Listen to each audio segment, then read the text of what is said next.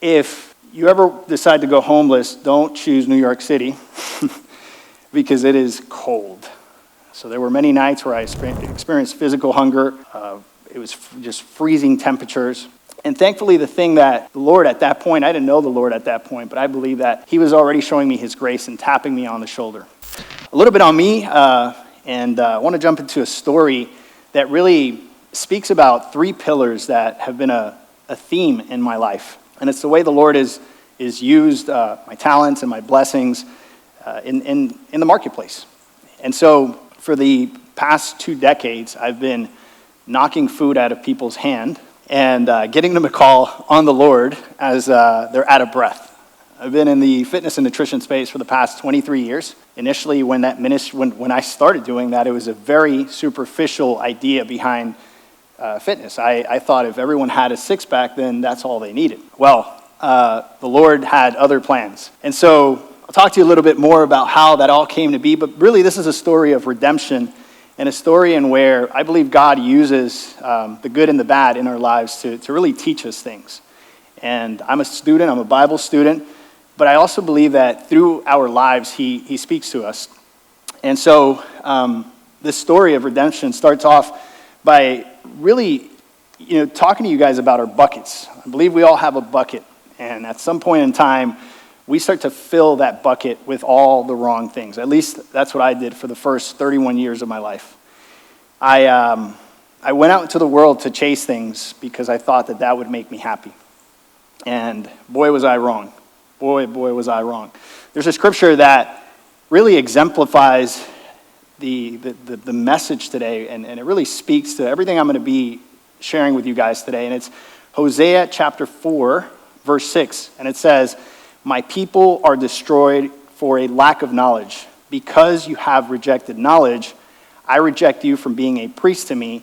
And since you have forgotten the law of your God, I will also forget your children." When I look at that verse and I think of the word knowledge, I also think of the word clarity. Because in order for us to understand things, we have to see things. And when I see here, it says, because you have rejected, there was an opportunity to accept, but these people decided to reject. It's speaking directly to Israel, but it's also speaking to those of us who have rejected the truth, and because of that, we're in rebellion. I was a recipient of that rejection. I was born to two parents that didn't know the Lord. My mom was a professional singer. My dad was a third-generation mafia boss in Colombia, and as you can imagine, that was rough. And so at some point, my mother was fed up with all the violence that was going on, and she decided to take off when I was 1. So we came to the United States when I was 1 with my 7-year-old sister. We settled in a tiny apartment in Jamaica, Queens, and my mom had to make ends meet, so she went back to singing. That's what she did best. That's all she knew how to do, and this brought her into a very toxic environment. We're talking now 1979, 1980. A little bit of background in American history. There was a time here, an era here called the Colombian Bonanza. And it was a very dark time in the history of the world, but especially America.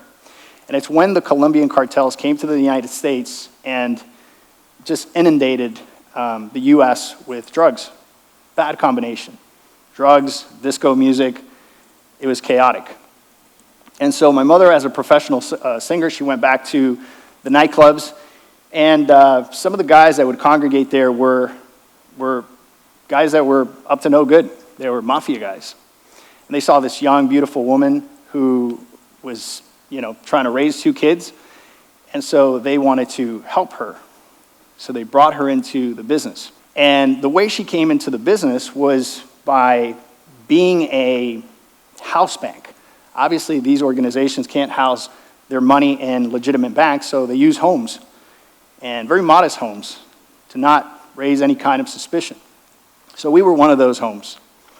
And large amounts of money would be dropped off at our house, and a man would come and count the money. My mother would count the money, put it in these brown little bags, these sandwich bags, and we would see, I remember as a kid, I would see piles of money all the way to the ceiling in certain rooms that we weren't allowed to walk into, but of course, as a kid, I would walk in there all the time.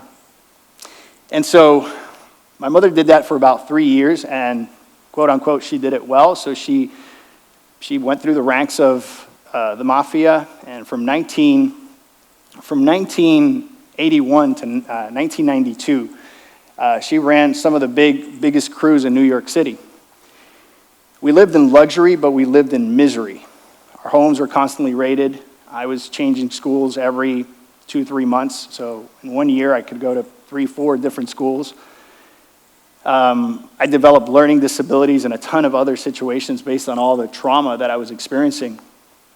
And so in 1992, my mother was indicted by the southern state of Manhattan for all the charges that she had accumulated. So she would either go to court and go to jail for 25 years or flee. So she decided to flee. She wrote a letter to the judge and she said, I would stay and pay for what I've done, but I have 2 young children and I'm not going to leave them.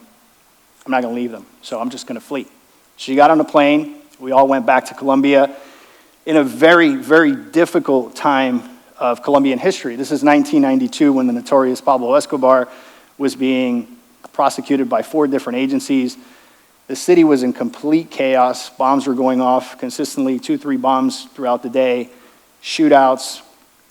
There were curfews. You had to be home by 6. I was a young kid, and it was a dangerous, dangerous environment. So my mom decided that it was best for me to come back to the States and stay with some friends that were supposed to care for me, but they were also in the same business. So I came back to the States, and I encountered the same exact kind of chaos that I was used to. And I stayed at that home for about 3 months, and I finally got fed up and said, I'm done. So I packed up 2 bags I had, and I walked out the door. And ironically, at the age of 14, for 14 months, I was homeless in the streets of New York City. Now, homeless is homeless, and it's hard for anyone.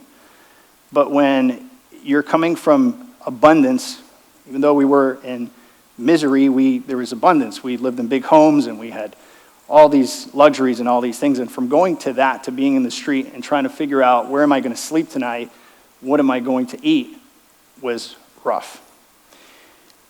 If you ever decide to go homeless, don't choose New York City because it is cold. So there were many nights where I experienced physical hunger. It was just freezing temperatures. And thankfully, the thing that the Lord at that point, I didn't know the Lord at that point, but I believe that he was already showing me his grace and tapping me on the shoulder. And what he did for me in that time was that he gave me great talent playing soccer. I was a very talented soccer player. And so I ended up going to a place called Flushing Meadows Park in New York City, where most of the amateur soccer is played. And I started to play, and guys started to know me, and my teammates started to find out the situation that I was going through. And I started to stay at different teammates' homes, and that made things a little easier, but it was still rough. 14 months of being completely alone. In that time, I learned some of the most incredible lessons that I've ever learned. I learned to be grateful for everything. To this day, when I put a plate in front of me, I am thankful because I remember when food was scarce. And it taught me to be resilient. It taught me to be gritty. Fast forward a couple of years, I went into back into my parents, actually my aunt, who took me in, and things settled down for a little bit. Soccer started to really look up for me. A lot of teams were asking about me. In one particular situation, I was in a competition, and a scout approached me with my coach, and he said, "We'd like to take you to Spain to try out." Now, I don't know how familiar you guys are with soccer, but playing in Spain is like playing here in the NBA. It's a dream come true. So the guy says, would you like to come to Spain and try out? Let me look at my agenda and see if I'm available, right? I said, of course. So I jumped in a plane and I went to the north of Spain to a city called Zaragoza, right in between Madrid and Zaragoza and Barcelona. And I went to this place called La Ciudad Deportiva, which means the sports city. And this is where the amateur teams and the pro teams trained. So they threw me on the pitch, and in 7 minutes I was pulled aside, and in a little napkin they wrote my contract, my very first contract. And I felt like I had arrived, right? And so I stayed in Spain. It was amazing. I got to play with a lot of guys that I had seen on TV, that I admired, that I looked up to. And I was there for 3 years, but because of the situation that was happening at the time in the team was doing really, really well. There were 4 foreigners. I would have been the 5th foreigner. I was always kept in the Division II team. So I had an opportunity to go to Mexico and actually play on a team there and start. So I ended up getting shipped off to Guadalajara, Mexico, a team called Tecos. And I played there for 3 years. Things went really, really well. But some way, somehow, my life would always go back to the same. The guy who bought my player pass was actually a big mafia guy. He was an agent, but his real job was as a mafia guy. I didn't know anything about this. So he bought my pass, and things were looking good. I had, everything I had always wanted, and I started dating his niece. Sinful relationship. I didn't know that at the time. And I fell in love, and I thought things were going to be great. One day, in a party, he pulled me aside, and he said, my niece is a medical student, and she's not going to marry a soccer player, a womanizing soccer player. She's going to marry another doctor. So he says, I'm warning you. He says, stay away from her. But I was pretty in love, and I thought that, I could just keep doing what I was doing, and he would never find out. So sure enough, a couple of months later, 3 Tahoes pulled up to my house at 8 o'clock in the morning. I lived in a townhouse that belonged to that agent. So he had a key. I heard some people coming in. I looked, and I saw 10 really big, scary men and him in front coming into the apartment. They walked into the apartment. They went up to the 2nd floor. He opened the door. He told me to stand up, smacked me over the head, and said, you have 24 hours to leave the country or else.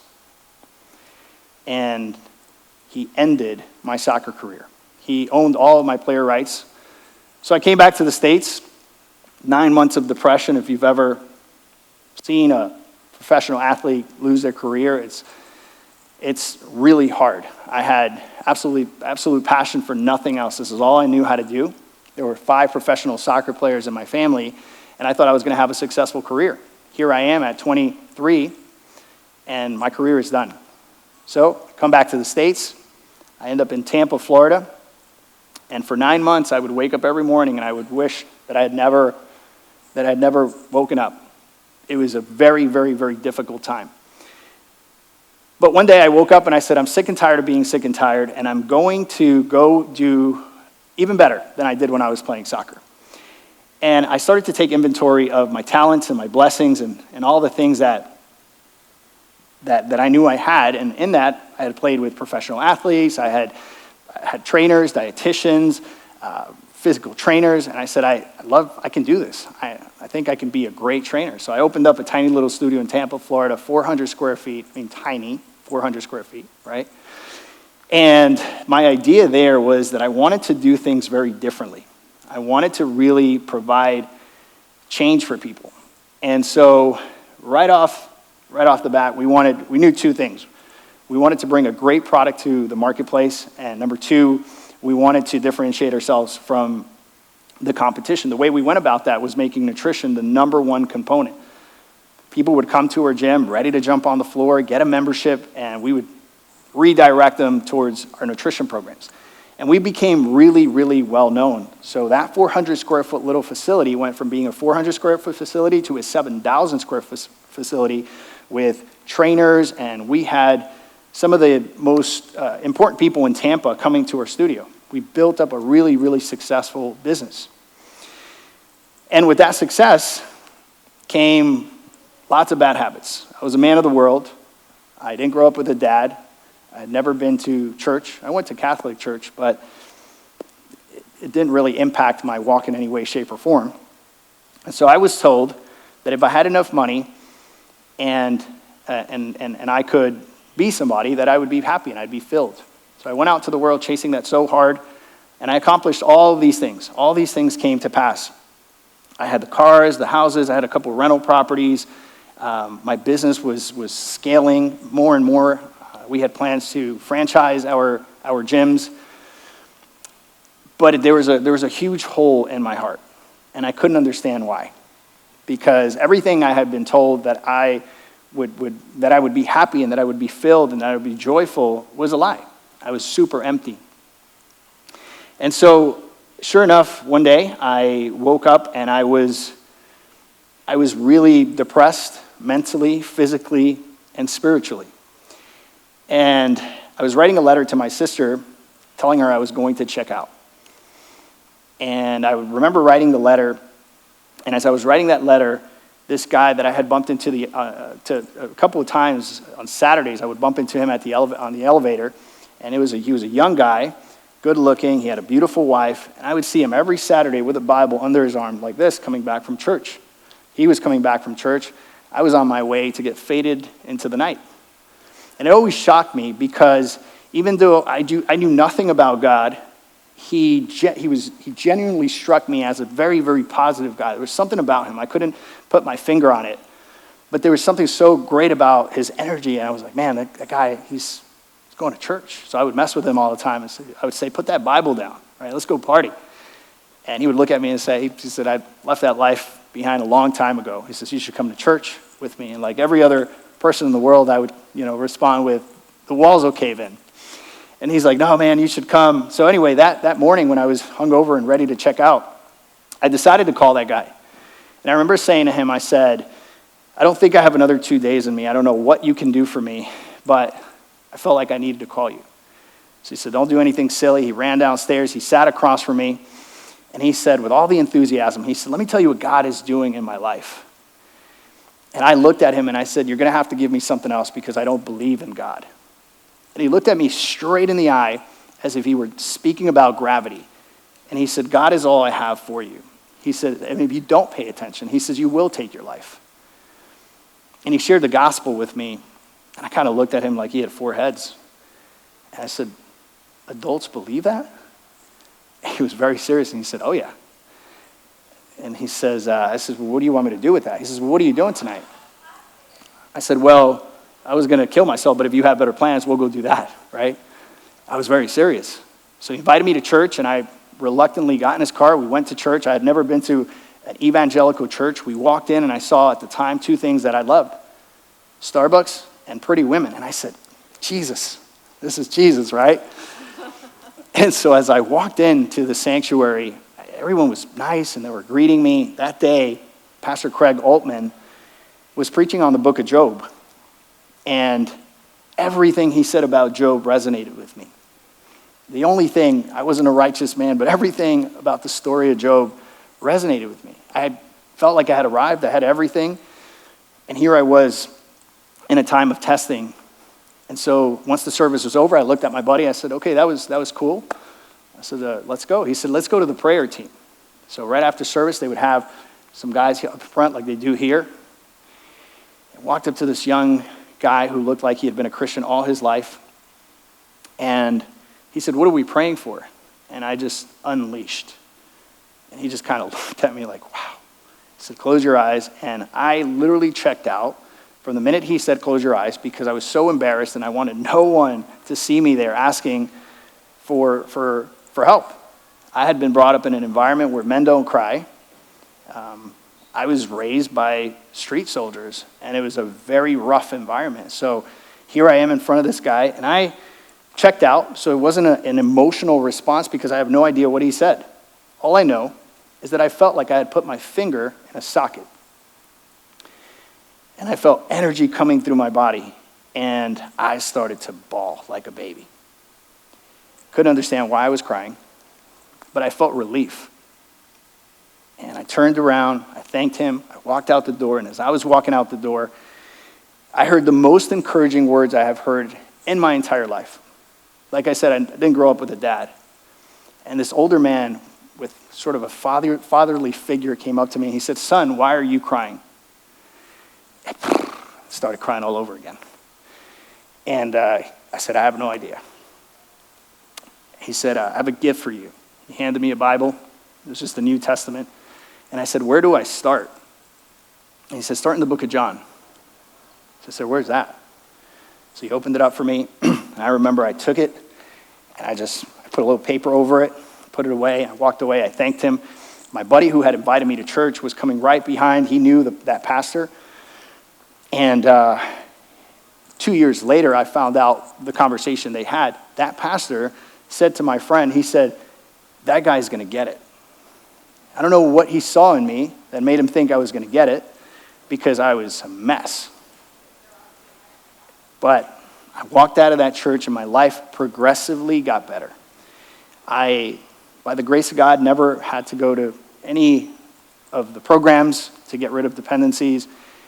I remember the very next day waking up and looking in the mirror, and it was interesting because what I would see prior to this experience, I would look in the mirror and I would feel shame.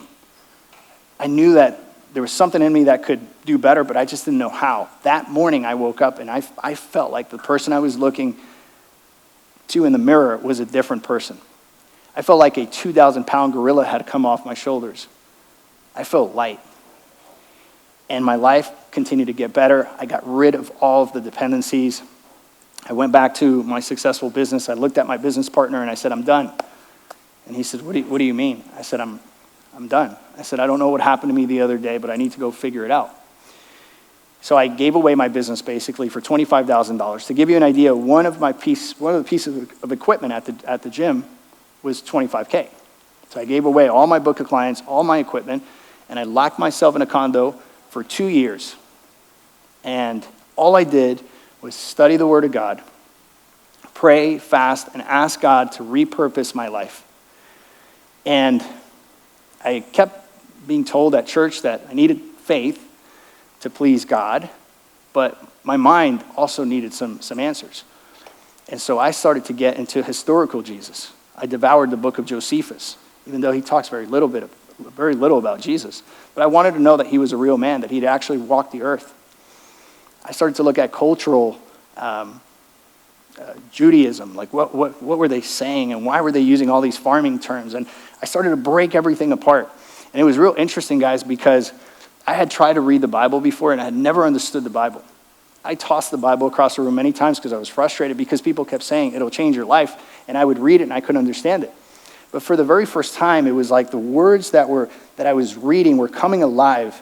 And it was almost like, I don't know if you've seen in a movie when they show like the text coming off of the paper, and I felt like that text just kept coming into my heart, and I kept breathing lighter and lighter and lighter and lighter. And it was the very first time that I had clarity. The Bible gave me clarity. You're going to hear me talk about this concept, these 3 concepts we've woven into our programs.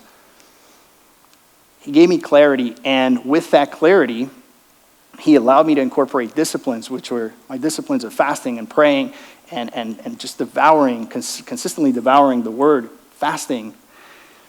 And in those 2 years of desert time, that 2-year sabbatical that I took, the Lord was just amazing. I gave away all these things that I thought I had in the world, and in those 2 years, it's almost like he took away those things that I was dependent on in the world, the money, the influence, the relationships. He took all that stuff away so that I could fully depend on him. And it was full dependence. I wasn't making money. I was living off my savings. I gave up. I deleted over 300 phone numbers off of my phone of people that just weren't bringing anything positive to this new life. And I met a mentor that said, he says, you don't need to date anyone. He says, you need to date Jesus. And I said, well, how am I supposed to marry and settle down? And he said something really profound. He said, do you think 4 walls are going to keep the God that created the heavens and the earth from bringing a wife to you? I said, that makes sense. So sure enough, in those 2 years, I met my wife. We dated for 3 months. On month 4, we got married. We've been married now for 12 years. It's given us 2 amazing, amazing daughters. And there's so much peace, guys. My peace is not dependent on my circumstances. There's this peace that just surpasses all understanding. So with that relationship, God gave me that clarity. God gave me the discipline. And God has given me the consistency to persevere through hard times, because, of course, we all know that we still face hard situations in this world. This is a fallen world. And so in this time of my sinful life, and then coming into a relationship with the Lord, the Lord really showed me that in order to lead powerfully, you have to be indwelt by the Holy Spirit. There's a lot of fake leadership in the world. There's a lot of fake it till you make it type of people out there.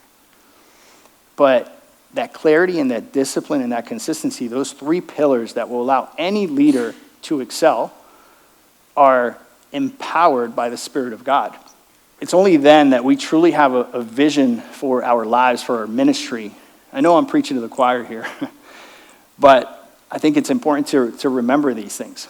I think also what I hear a lot with people that are in ministry is that you guys have the presence of God and His grace and His mercy, and oftentimes we forget.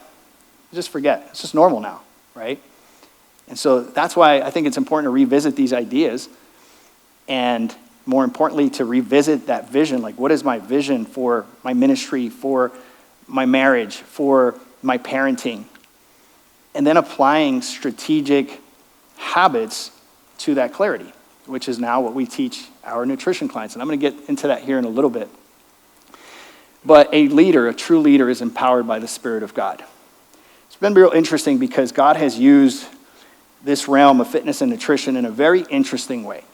We like to say we're a nutrition company, but we're really an evangelical movement that disguises as a nutrition company. And we're respectful. People come to us for needs, felt needs, like, there's overeating, binge eating, addiction, obesity, all these different things that plague people. And we give them what they come for.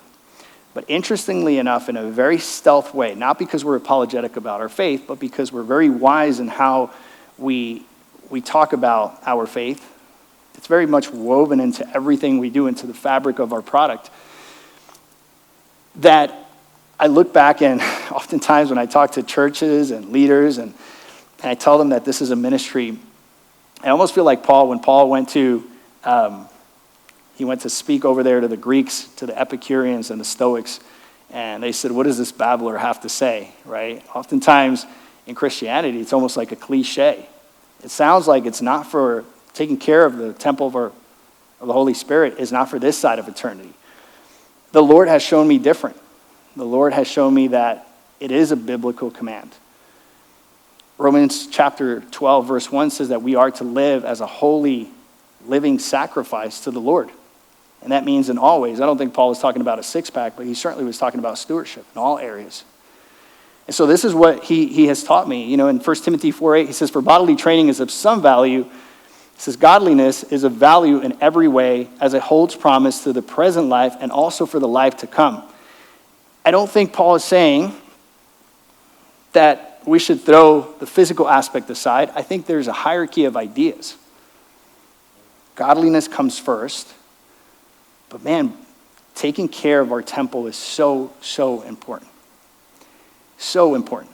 I have a question for you. If maybe as you hear this, you doubt and you go, I don't know, JT. I don't know that it has any value. I'll just ask you this question. If you're unhealthy, do you feel like sharing the gospel more? If you feel sick and tired, do you feel like you have the energy to go and reach out to people and serve people?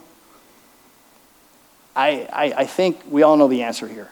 And so I believe that when our temple is healthy, we can go out and we can do amazing things for the Lord exponentially. And this has been how I've been able to come back to this industry, because I didn't want to come back to this industry because I thought it was such a superficial thing. I thought, people just come here to get abs, but not Jesus. But here's what's interesting. In our gyms, in our nutrition programs, we say all the time that we lead more people to the Lord doing squats and lunges than most churches any Sunday. And the way we do that is because when we have that connection with people, when we've actually been able to provide value, when we've built that rapport with people, now we're in close quarters and we have their attention. And we've approached them in a very, very stealth way that allows us to really get into those intrinsic things, those things where we can actually come in and speak about the Lord. It's been a very, very powerful way to approach evangelism. And it's all come from the Lord repurposing my talents, giving me clarity, giving me the disciplines, the things I wake up every day and do, and then providing the consistency to continue to do it even when things get boring, when things get stale. And so I talk all the time about being tactical, right? You hear these ideas and you're probably thinking, okay, well, that sounds good. How do I apply clarity? Maybe you've had that clarity in the beginning of your walk, but now it's getting a little blurry. It's been a while. You get up, you do the same thing every day. You feel like you serve, and maybe that clarity has become a little blurry for you. Recently, I get up early. I get up at 3 a.m. That's when I do my devotional time. And you're probably asking, what time do you go to bed? I get to bed at 8:30. I'm in bed, right? So I'm an early riser. And I was in Galatians chapter 5, verse 22 through 24. You guys know this scripture well. This is the fruits of the Spirit. And as I was reading the fruits of the Spirit, I was like, man, that's so cool. How do we apply that? How do we grow in progressive sanctification? How do we speed through that? I want some of that. And so it says Galatians chapter 5, verse 22 through 24, it says, but the fruit of the Spirit is love, joy, peace, patience, kindness, goodness, faithfulness, gentleness, and self-control. Against such things there is no law.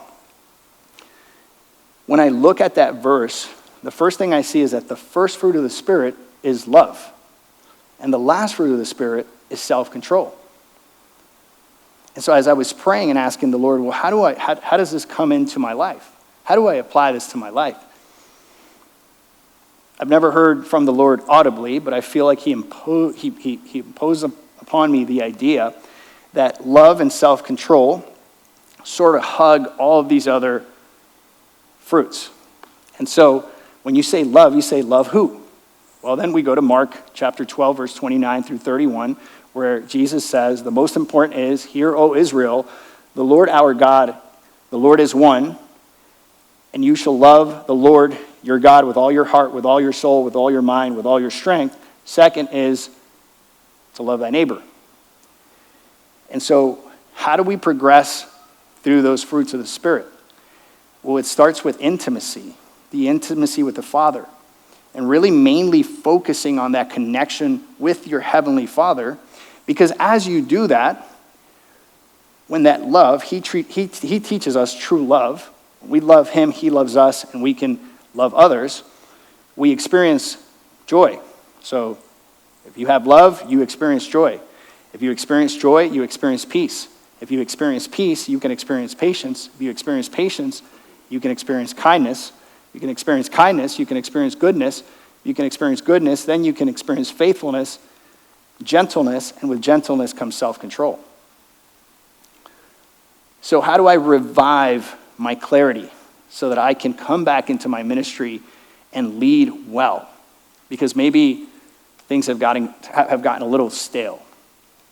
You go back to the original plan, which is to love the Father, to be in intimacy with the Father, to fall in love again with that first love.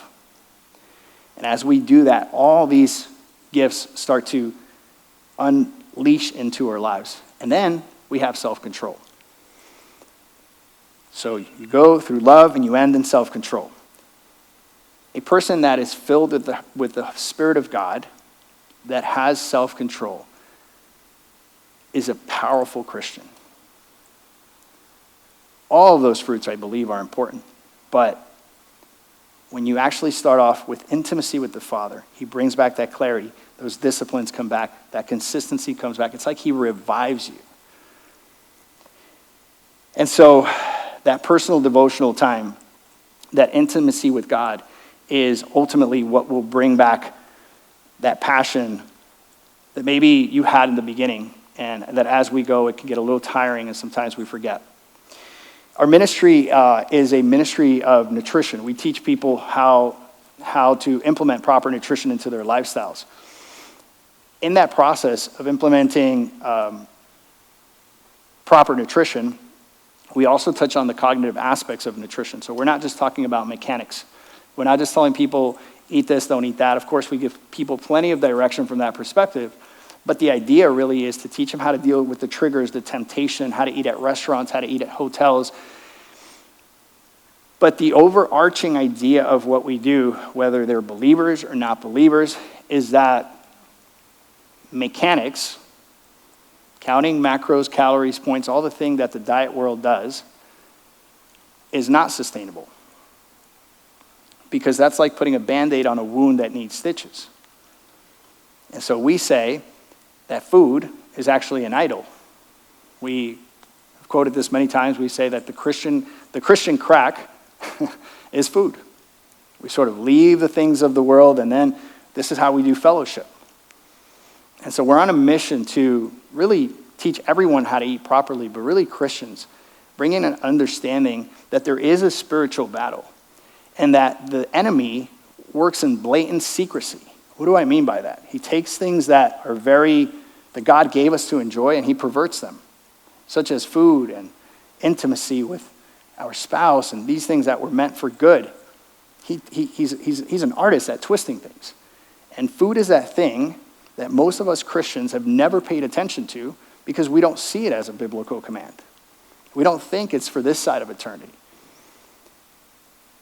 In these 14 years of walking with the Lord, this is why he's brought me back into this industry. I wanted to go off and do something else, but he pulled me back in, and this is our ministry. Our ministry is really to teach Christians how to steward the temple of the Holy Spirit, how to incorporate proper nutrition, how to look at it from the perspective of being able to enjoy food, but at the same time glorify God.